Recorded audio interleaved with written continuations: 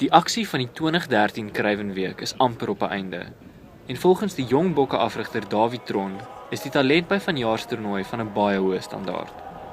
Hierdie is natuurlik goeie nuus vir die spelers, aangesien die SA skolespan na die toernooi aangekondig sal word. Ek dink elke jaar, jy weet, is daar 'n paar verrassings by die Kruiwenweek. Ek dink hierdie jaar ons kry die geleentheid om regtig bietjie die ouens se skills en goed te sien, want die games vloei baie goed.